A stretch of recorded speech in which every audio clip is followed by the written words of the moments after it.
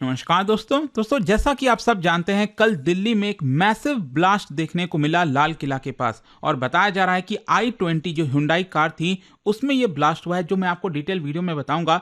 असली सवाल यहाँ पर यह खड़ा होता है कि क्या इसके पीछे पाकिस्तान का हाथ है, क्या हाफिज सईद और लश्कर ए तैयबा इसके अंदर शामिल हैं। वो सब कुछ मैं आपको डिस्कस करूंगा, क्योंकि बहुत सारे एंगल यहाँ पर सामने आ रहे हैं। कल ही मैंने वीडियो बनाया था जहां पर फरीदाबाद में बड़ी मात्रा में मैसिव अमाउंट में जो एक्सप्लोसिव हैं वो पाए गए थे। क्या इसका इससे कुछ लिंक है? इनफैक्ट मैं आपको बता दूं, यहाँ पर जो गाड़ी है उसका पुलवामा के साथ कुछ लिंक बताया जा रहा है। देखिए, सबसे पहले अगर हम ब्लास्ट की बात करें तो कल शाम 6:52 पर 6:52 PM पर यह ब्लास्ट होता है। कहां पर? जो लाल किला का मेट्रो स्टेशन है गेट नंबर 1 उसके नजदीक। और जो लाल किला है, पुरानी दिल्ली चांदनी चौक, आप में से जो भी लोग गए होंगे आप सब जानते होंगे, काफ़ी भीड़ भाड़ वाला इलाका रहता है। तो लाल किला से लगभग उसकी जो मेन एंट्रेंस है उसे 200 मीटर के दूरी पर यह ब्लास्ट हुआ। और ये एरिया मैंने आपको बताया दिल्ली का मोस्ट क्राउडेड जोन है, जहां पर अक्सर जो टूरिस्ट हैं, कम्यूटर्स हैं, लोकल ट्रेडर्स हैं, आते जाते रहते हैं। अच्छा, यहां पर जो इंसिडेंट हुआ उसके बारे में अगर आपको बताऊं तो हुंडई i20 कार में ये ब्लास्ट हुआ था। सरकार ने इसको कंफर्म कर दिया है। और ये जो गाड़ी थी बेसिकली हरियाणा रजिस्ट्रेशन था, जो HR26। आप में से जो लोग दिल्ली गए हैं, गुड़गांव रहते हैं, आप सब जानते होंगे HR26 गुड़गांव का है। तो ये सडनली एक्सप्लोड हो जाता है near red fort metro station. और एग्जैक्ट जो इसका प्लेस है मैं आपको दिखाता हूँ। ये बेसिकली इंडिया टुडे के द्वारा शेयर किया गया था। अगर आप इसको ध्यान से देखेंगे, यहाँ पर अभी ट्रैफिक नहीं है, लेकिन ये ट्रैफिक लाइट आपको दिख रहा होगा। और उसके जस्ट पहले यहाँ पर अगर आप देखिए, इस पर्टिकुलर जगह पर ये ब्लास्ट हुआ है। और यहाँ पर जो एग्जैक्ट ब्लास्ट हुआ, ये लेफ्ट वाले साइड में आप देख सकते हो, ये वही वाला ट्रैफिक लाइट है यहाँ पर। और इसका ब्लास्ट का जगह आप देख सकते हैं यहाँ पर किस तरह से अफरा तफरी जो है वो आपको देखने को मिलेगी। तो यहाँ पर ब्लास्ट इतना ज़्यादा पावरफुल था कि कई ब्लॉक्स तक सुनाई दिया था, कई मीटर्स तक सुनाई दिया था। और लोग बहुत पैनिक में आ गए थे। जो आई विटनेस हैं उनका कहना था कि आग का गोला जैसा निकला था एक प्रकार से, और कुछ सेकंड तो समझ नहीं आया, ऐसा लगा कि जमीन धंस गई, क्या हुआ। देखो, नॉर्मली मान लो अगर एक एंगल लिया जाता है कि गाड़ी में कुछ सीएनजी हो, कोई और प्रकार का ब्लास्ट हो, कुछ हो सकता है, इस तरह की चीज़ें हो, वो थोड़ा सा अलग होता है। इसका इम्पैक्ट बहुत ज़्यादा था। नॉर्मली कभी भी इस तरह के ब्लास्ट नहीं देखे जाते। और क्या है कि लाल किला चांदनी चौक वाला जो स्ट्रेच है वहाँ पर काफ़ी थिक स्मोक जो है वो भी दिखाई देने लग गया। इनफैक्ट मैं आपको बताता हूँ, यहाँ पर जो दिल्ली पुलिस कमिश्नर हैं सतीश गोलचा, उनका ये कहना था कि जो एक्सप्लोजन है वो तब हुआ, जो गाड़ी थी ना i20 कार, वो धीरे धीरे चल रही थी, स्लोली मूव कर रही थी। और ट्रैफिक लाइट के जस्ट पहले वो रुकी और वहीं पर ये ब्लास्ट हो गया। ये जैसा कि आप देख सकते हो यहाँ पर, ये ट्रैफिक लाइट है ही है, और धीरे धीरे मूव कर रही थी और मोस्ट प्रॉब्ली यहाँ पर आकर रुकी होगी। और वहीं पर अचानक से जो है ट्रैफिक सिग्नल के नज़दीक ये ब्लास्ट होता है। अच्छा, यहाँ पर अगर हम कैजुअलिटीज़ की बात करें तो देखो, अलग अलग फिगर्स देखने को मिल रहे थे। कल तो इनफैक्ट फिगर 13 तक बताया जा रहा था, लेकिन जो कंफर्म डेथ है मैं आपको बता दूं 8 के आसपास कम से कम बताया जा रहा है। और 20 लोग कम से कम इंजर्ड हुए हैं, जिसमें से काफ़ी सारे क्रिटिकली इंजर्ड हैं। और पास में जो राम मनोहर लोहिया हॉस्पिटल, लोकनायक जयप्रकाश नारायण जो हॉस्पिटल है वहाँ पर ले जाया गया है। और प्रॉपर्टी डैमेज बेसिकली क्या है ना, इतना ह्यूज इम्पैक्ट था कि ये जो i20 कार है वो तो जलने से पूरा ख़त्म ही हो गया, लेकिन आसपास भी जो गाड़ियाँ थीं वो भी जलकर राख हो गई। बताया जा रहा है कि जो स्ट्रीट लाइट्स वगैरह थे वो डैमेज हुए, आसपास के जो शीशे लगे हुए थे, जो दुकानें थीं, वो भी डैमेज हुए हैं, सोचिए। और जैसे ही ब्लास्ट होता है पुलिस को पता चलता है, 10 मिनट के अंदर अंदर जो फायर फाइटर्स हैं वो वहाँ पर पहुँचते हैं ताकि जो है आग को बुझाया जा सके। दिल्ली पुलिस ने इमीडिएट बेसिस पर जो पूरा एरिया था उसको कॉर्डन ऑफ कर दिया, खाली करवाया। जो मेट्रो सर्विसेज थी रेड फोर्ट स्टेशन की, उसको टेम्प्रेरी बेसिस पर हॉल्ट भी कराया गया। और इसीलिए आप देखिए यहाँ पर नरेंद्र मोदी जी का भी ट्वीट आता है लगभग 9:30 के बाद। और यहाँ पर उन्होंने कंडोलेंसेस दिया जिनकी भी मृत्यु हुई है, उनके परिवारजन को। और जो भी लोग इंजर्ड हुए हैं वो जल्दी से रिकवर हो जाएं। साथ ही साथ उन्होंने कहा कि जो अथॉरिटीज़ हैं वो असिस्ट कर रही हैं, जो भी मदद चाहिए। और जो पूरा सिचुएशन है उसको रिव्यू किया जा रहा है by home minister Amit Shah ji and other officials. अच्छा, यहाँ पर एजेंसीज कौन कौन सी इन्वॉल्व हैं? एक तो Delhi police special cell, forensic science laboratory Rohini, और नेशनल इन्वेस्टिगेशन एजेंसी। ये हमारी प्राइम बॉडी है। इन्वेस्टिगेटिंग एजेंसी है जब भी इस तरह के कोई टेररिस्ट ब्लास्ट वगैरह होते हैं, और इंटेलिजेंस ब्यूरो जिनका रोल काफ़ी अगेन इंपॉर्टेंट हो जाता है। अच्छा, क्वेश्चन ये है कि जो ब्लास्ट हुआ उसकी जो सोर्सेस से प्रिलिमिनरी फाइंडिंग सामने आ रही हैं, जो मीडिया में बताया जा रहा है एग्जैक्टली अगर आप देखोगे तो बोला ये जा रहा है कि जो ट्रेसेस हैं एक्सप्लोसिव मटेरियल के वो डिटेक्ट किए गए हैं। मतलब डेफिनेटली ऐसा कह सकते हैं आप कि ये जो ब्लास्ट था ये कोई मामूली ब्लास्ट नहीं था, ये अचानक से कोई अनजाने में नहीं हुआ, ये कहीं ना कहीं जानबूझकर ब्लास्ट कराया गया है क्योंकि एक्सप्लोसिव मटेरियल गाड़ी के अंदर डिटेक्ट किए गए हैं। और जो ब्लास्ट है ये बेसिकली ओरिजिनेट हुआ था पीछे वाले सीट से, जो पैसेंजर सीट होता है। तो एक बात इससे ये भी तय हो जाती है कि यहाँ पर जो आईडी था, जो डिवाइस था बेसिकली, वो इंजन की तरफ प्लांट नहीं किया गया था, वो बेसिकली जो पैसेंजर कंपार्टमेंट होता है उधर की तरफ था। और जो एक्सप्लोजन था ये कंसिस्टेंट नहीं है, नॉर्मली जो सिंपल फ्यूल टैंक ब्लास्ट होता है उससे ये कंसिस्टेंट आपको देखने को नहीं मिलेगा, ना तो ये शॉर्ट सर्किट या इस तरह की वजह से, क्योंकि जैसा मैंने आपको बताया कि इसका इम्पैक्ट बहुत ह्यूज था। और यहाँ पर एक इंपॉर्टेंट चीज़ अब देखिए क्या आ जाती है, जो गाड़ी है और गाड़ी का ओनर, क्योंकि बताया जा रहा है कि जो गाड़ी है वो कई बार बेची गई थी, सेकेंड हैंड डीलर्स के थ्रू कई बार बेची गई, और लास्ट जो रजिस्टर्ड ओनर था it was from Pulwama Jammu Kashmir. और देखो यहीं पर इंपॉर्टेंट हो जाता है, जो रजिस्टर्ड ओनर आइडेंटिफाई किए गए हैं सलमान, उनको कस्टडी में ले लिया गया है, पुलिस के द्वारा इन्वेस्टिगेशन जारी है। लेकिन जो Hyundai i20 कार मैंने आपको बताया ये बेसिकली कई हाथों से गुजरी है, मतलब मल्टीपल टाइम्स एक्सचेंज हुआ है, किसी और ने खरीद लिया, फिर उसके बाद किसी और ने खरीद लिया। जो लास्ट व्हीकल ये जो सोल्ड की गई थी ना, उसका जो ओनर था वो बेसिकली तारिक था, और वो कहाँ से बिलोंग करता है, पुलवामा से। तो अगेन यहाँ पर पुलवामा का एक एंगल सामने आ जाता है, और यहाँ पर ये भी बताया जा रहा है कि फेक डॉक्यूमेंट्स वगैरह के थ्रू भी गाड़ी ये बेची गई थी, रीसेल ट्रांजैक्शंस वगैरह फेक डॉक्यूमेंट्स दिखाकर इसको बेचा गया था। और इन्वेस्टिगेटर्स यहाँ पर अब कोशिश ये कर रहे हैं कि एक्चुअल में पता लगाया जाए कि ये जो गाड़ी का एक्चुअल ओनर है वो कौन है। वो अगर हमें पता चल जाए, ओनर का नाम पता चल जाए, तो काफ़ी कुछ हम इससे समझ पाएंगे। तो ये एक इंपॉर्टेंट चीज़ हो जाता है। और जो एनआईए है वो हर एक पॉसिबल जो टेरर लिंक्स हैं, मतलब किसी भी चीज़ को नकारा नहीं जा सकता इस समय, हर एक जो पहलू हो सकता है उसको समझने की कोशिश की जा रही है, चाहे वो पाकिस्तान बेस्ड ग्रुप हो, टेरर हो, जो भी है। लेकिन यहाँ पर एक इंपॉर्टेंट एंगल मैं आपको बताना चाहता हूँ, क्या है कि दिल्ली ब्लास्ट जो हुआ उसके जस्ट पहले अगर आप देखोगे तो यहाँ पर जम्मू कश्मीर पुलिस और हरियाणा पुलिस ने रेड किया था फरीदाबाद में, जो दिल्ली एनसीआर के अंदर में आता है फरीदाबाद, और वहाँ पर बहुत बड़ी मात्रा में एक्सप्लोसिव्स ये रिकवर किए गए।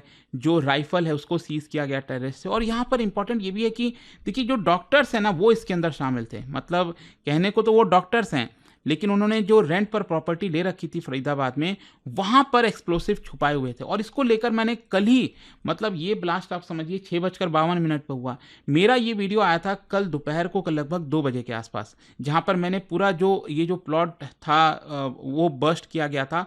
और मैंने तो एक्सप्लेन किया था कि 360 किलो एक्सप्लोसिव बरामद हुआ है, लेकिन आगे चलकर पता चलता है कि 2600 kg और बरामद हुआ है, मतलब कुल मिलाकर 2900 kg। और वो भी कौन सा एक्सप्लोसिव, अमोनियम नाइट्रेट, जो कि अगेन बहुत ज़्यादा घातक होता है और इसको ब्लास्ट वगैरह जैसी चीज़ों को बनाने में, बॉम्ब बनाने में इस्तेमाल किया जाता है। तो अब देखो इंपॉर्टेंट चीज़ ये भी है, इनफैक्ट मैंने कल अपने वीडियो में एक एग्जांपल भी दिया था कि इतना सारा जो एक्सप्लोसिव होता है ना, वो बेसिकली ये लोग क्या कर सकते हैं कि गाड़ियों वगैरह में पूरा जो बॉम्ब बनाकर उसको छुपा दिया और ब्लास्ट करा दिया। मैंने ये बताया भी था, मुझे नहीं पता था कि शाम होते होते ऐसी भी चीज़ें हो जाएंगी। शाम को जब मैं देख रहा था तो यहाँ पर आप ही लोगों ने कमेंट्स में इसको पॉइंट आउट किया कि मैंने इस चीज़ को बताया भी था। तो इस तरह की कई बार चीज़ें होती हैं और कहीं ना कहीं सस्पेक्ट था, क्योंकि आप समझो इतना सारा एक्सप्लोसिव होगा क्या, यहाँ पर इसी प्रकार से ब्लास्ट करने की कोशिश की जाती है भीड़ भाड़ वाले इलाकों में। और अनफॉर्चुनेटली ये कल हमें देखने को मिला, बहुत सारे मासूमों की यहाँ पर जाने गई हैं। लेकिन यहाँ पर कुछ पुलिस सोर्सेज से ये भी मैं देख पा रहा था, मीडिया रिपोर्ट्स में बताया जा रहा है कि पुलिस का ये कहना है कि जो रेड फरीदाबाद वाला था जहाँ पर एक्सप्लोसिव रिकवर किए गए, उसका शायद इस वाले ब्लास्ट से लिंक नहीं है। लेकिन अगेन आप इसको कन्फर्म नहीं कह सकते, मे भी हो सकता है लिंक हो ना हो।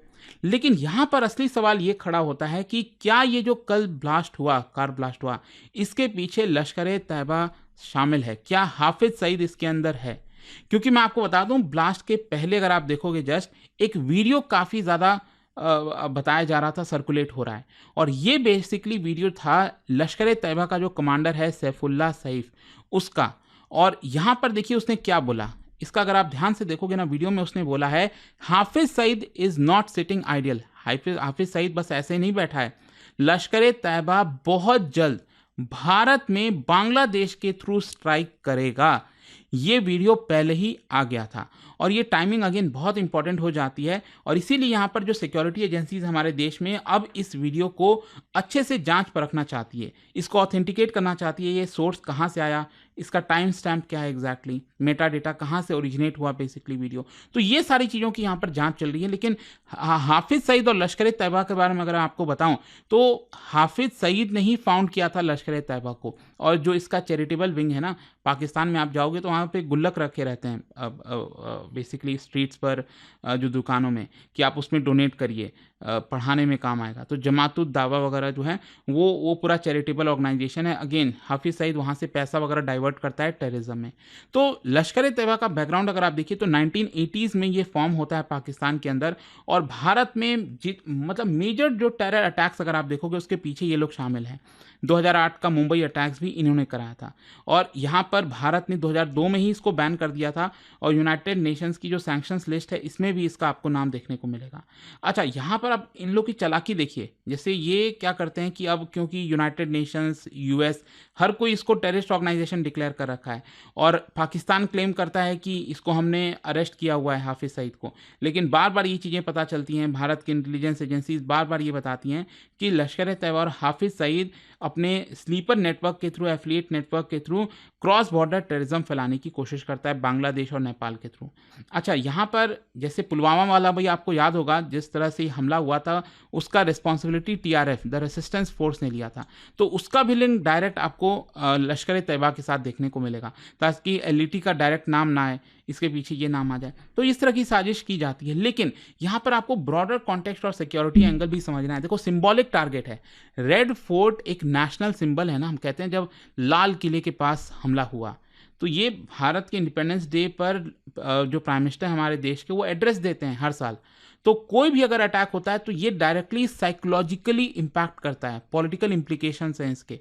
और इंटेलिजेंस अलर्ट भी मैं आपको बता दूं, अभी पिछले महीने की बात है, अक्टूबर में बताया जा रहा है कि जनरल अलर्ट भी इंटेलिजेंस यूनिट्स के द्वारा दिया गया था सभी सिक्योरिटी एजेंसीज को कि कुछ व्हीकल बॉर्न आईडी अटेम्प्ट किया जा सकता है एनसीआर और उत्तर प्रदेश के अंदर, कि गाड़ी वगैरह के थ्रू आईडी ब्लास्ट किए जा सकते हैं, एक बड़ा हमला करने की कोशिश की जा सकती है फेस्टिवल सीजन के दौरान। लेकिन क्या है कि अभी फेस्टिवल सीजन जस्ट खत्म ही हुआ है, उसके बाद आपको ये पर्टिकुलर अटेम्प्ट देखने को मिलेगा। अच्छा, इसका सिक्योरिटी और पॉलिटिकल रिस्पांस क्या आया है? देखो, दिल्ली पुलिस कमिश्नर संजय अरोरा, उन्होंने कहा है कि ये जो टेरर लिंक ये जो ब्लास्ट हुआ है, ये जो पर्टिकुलर केस है, it will be under category A incident, ताकि इसको ज़्यादा हाईएस्ट प्रायोरिटी दिया जाए ताकि इस मामले को सुलझाया जाए। अच्छा, एनआईए और जो एनएसजी की टीम है वो यहाँ पर हर एक जगह पर चेक कर रही है, चीज़ों को फिर से पुख्ता बनाने की कोशिश कर रही है कि देश में कहीं पर भी जो हेरिटेज साइट्स हैं, मेट्रो स्टेशन वगैरह हैं, वहाँ पर इस तरह की अटेम्प्ट फिर से ना किए जाएं।